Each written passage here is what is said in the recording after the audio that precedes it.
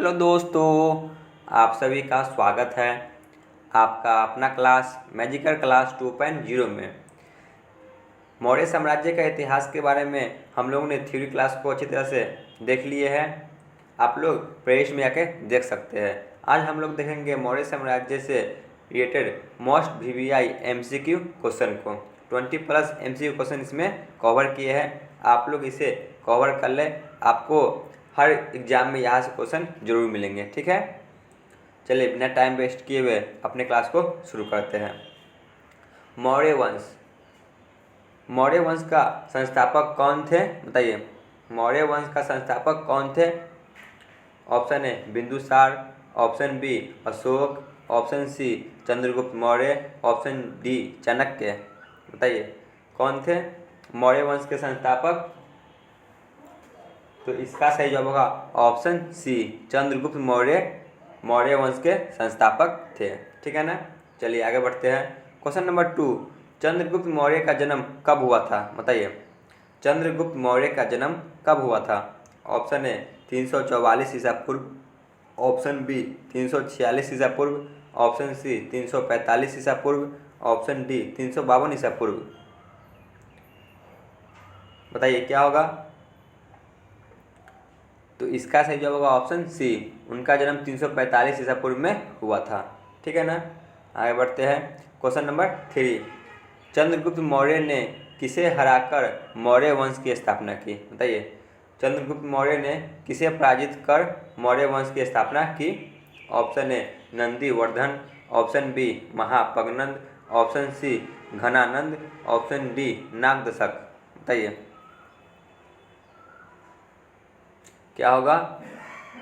तो इसका सही जवाब होगा ऑप्शन सी घनानंद। ठीक है ना, घनानंद को हराकर मौर्य वंश की स्थापना की। आगे चलते हैं। क्वेश्चन नंबर 4, चंद्रगुप्त मौर्य मगध की राजगद्दी पर कब बैठे? चंद्रगुप्त मौर्य मगध की राजगद्दी पर कब बैठे? ऑप्शन ए 322 ईसा पूर्व, ऑप्शन बी 326 ईसा पूर्व, ऑप्शन सी 327 ईसा पूर्व, ऑप्शन डी 324 ईसा पूर्व।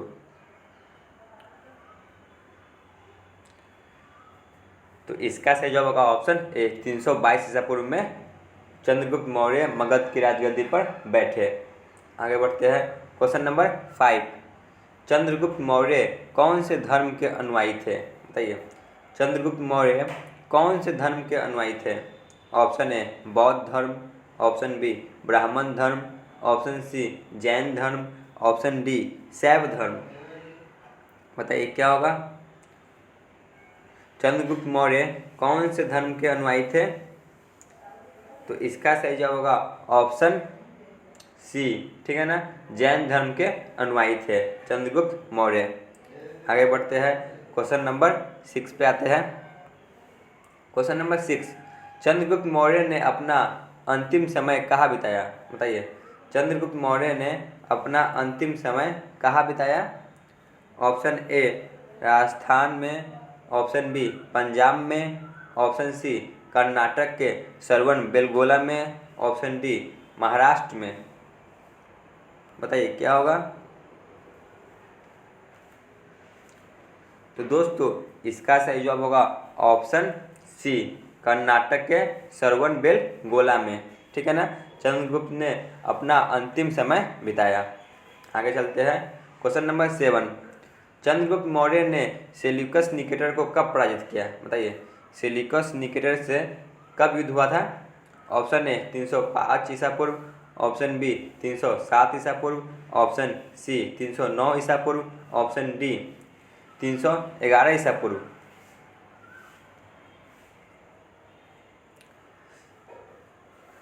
तो इसका सही जवाब होगा ऑप्शन ए 305 ईसा पूर्व में चंद्रगुप्त मौर्य ने सेल्यूकस निकेटर को पराजित किया था। ठीक है ना, आगे चलते हैं। क्वेश्चन नंबर 8, सेल्यूकस निकेटर का राजदूत कौन था जो चंद्रगुप्त मौर्य के दरबार में रहता था? Option A Megasthenes, option B Kautilya, option C Vishnugupta, option D Ghanananda. बताइए। तो इसका सही जवाब होगा option A Megasthenes Seleucus Nicator का राजदूत था जो कि चंद्रगुप्त मौर्य के दरबार में रहा करता था। आगे चलते हैं। क्वेश्चन नंबर 9, मेगास्थनीज ने कौन सी पुस्तक लिखी है? बताइए, मेगास्थनीज ने कौन सी पुस्तक लिखी है? Option A Ramayana, option B Mahabharata, option C Indica, option D इनमें से कोई नहीं। तो मेगास्थनीज ने इंडिका पुस्तक लिखी है, ठीक है ना, ऑप्शन सी। आगे चलते हैं। क्वेश्चन नंबर 10, चंद्रगुप्त मौर्य की मृत्यु कब हुई? बताइए, चंद्रगुप्त मौर्य की मृत्यु कब हुई? ऑप्शन ए 394 ईसा पूर्व, ऑप्शन बी 296 ईसा पूर्व, ऑप्शन सी 298 ईसा पूर्व, ऑप्शन डी 299 ईसा पूर्व। चंद्रगुप्त मौर्य की मृत्यु कब हुई? तो उनकी मृत्यु 298 ईसा पूर्व में हुई, ठीक है ना, कर्नाटक के श्रवण बेलगोला में उपवास करते समय, ठीक है। आगे चलते हैं। क्वेश्चन नंबर 11, चंद्रगुप्त मौर्य का उत्तराधिकारी कौन हुआ? बताइए, चंद्रगुप्त मौर्य के बाद मौर्य वंश में कौन से राजा ने शासन किया? Option A Bindusara, option B Ashoka, option C Nagadashaka, option D इनमें से कोई नहीं। बताइए क्या होगा? चंद्रगुप्त मौर्य का उत्तराधिकारी बिंदुसार हुआ, ठीक है। आगे बढ़ते हैं। क्वेश्चन नंबर 12, अमृत घात के नाम से किसे जाना जाता है? ऑप्शन ए बिंदुसार को, ऑप्शन बी अशोक को, ऑप्शन सी काला अशोक को, ऑप्शन डी चंद्रगुप्त मौर्य को। अमृत घात के नाम से किसे जाना जाता है? तो अमृत घात के नाम से बिंदुसार को जाना जाता है, ठीक है ना। अमृत घात का अर्थ होता है शत्रु विनाशक, ठीक है ना। क्वेश्चन नंबर 13, जैन ग्रंथों में बिंदुसार को क्या कहा गया है? बताइए, जैन ग्रंथों में बिंदुसार को क्या कहा गया है? ऑप्शन ए सिंहासन, option B Sinhsen, option C Bhadrasar, option D इनमें से कोई नहीं। जैन ग्रंथों में बिंदुसार को सिंह से कहा गया है, ठीक है, ऑप्शन बी। आगे बढ़ते हैं। क्वेश्चन नंबर 14, बिंदुसार का उत्तराधिकारी कौन हुआ? बताइए, बिंदुसार का उत्तराधिकारी कौन हुआ? Option A Ashoka, option B Kalashoka, option C Ghananand, option D Nandivardhana. Bindusara का उत्तराधिकारी कौन हुआ? तो ऑप्शन ए बिंदुसार का उत्तराधिकारी अशोक हुआ, ठीक है ना।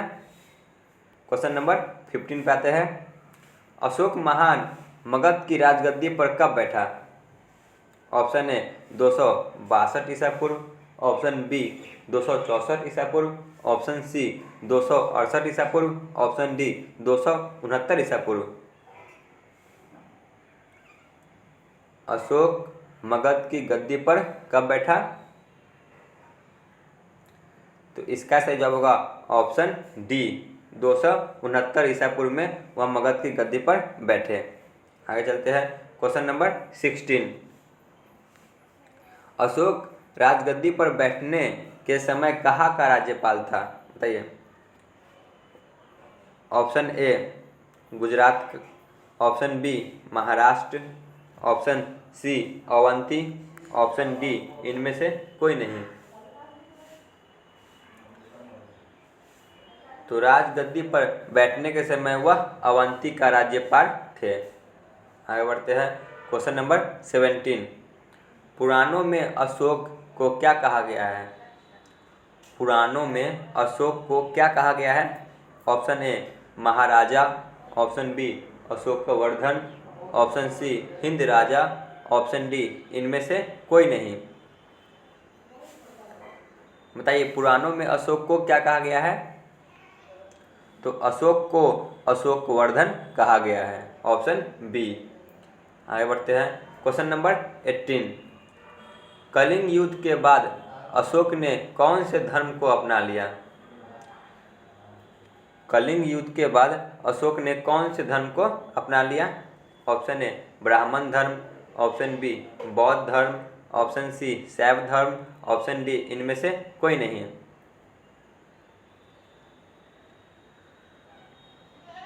इसका सही जवाब होगा ऑप्शन बी, बौद्ध धर्म को अपना लिए कलिंग युद्ध के बाद। आगे बढ़ते हैं question number 19।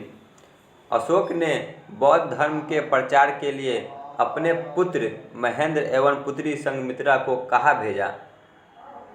Option A America, option B Sri Lanka, option C Bangladesh, option D Bhutan. बताइए कहाँ भेजे थे? तो इसका सही जवाब होगा ऑप्शन बी, उन्होंने श्रीलंका भेजे। ठीक है ना, बौद्ध धर्म के प्रचार के लिए। Question number 20। कलिंग का युद्ध कब हुआ? ऑप्शन ए 261 ईसा पूर्व, ऑप्शन बी 264 ईसा पूर्व, ऑप्शन सी 268 ईसा पूर्व, ऑप्शन डी 269 ईसा पूर्व। कलिंग का युद्ध कब हुआ? तो यह 261 ईसा पूर्व में हुआ था। ठीक है ना, 261 ईसा पूर्व में। आगे बढ़ते हैं क्वेश्चन नंबर 20, जो कि आज की क्लास का अंतिम प्रश्न होगा। मौर्य वंश का अंतिम शासक कौन था? बताइए मौर्य वंश का अंतिम शासक कौन था? Option A Brihadratha, option B Ajatashatru, option C Kalashoka, option D इनमें से, ऑप्शन डी चंद्रगुप्त मौर्य। मौर्य वंश का अंतिम शासक कौन थे? तो वह बृहदर्थ थे। ठीक है ना, तो आप लोग कमेंट सेक्शन में जरूर बताइए कि आपको कितना स्कोर हुआ। ठीक है ना, आज का क्लास यहीं पे ख़त्म होता है। धन्यवाद।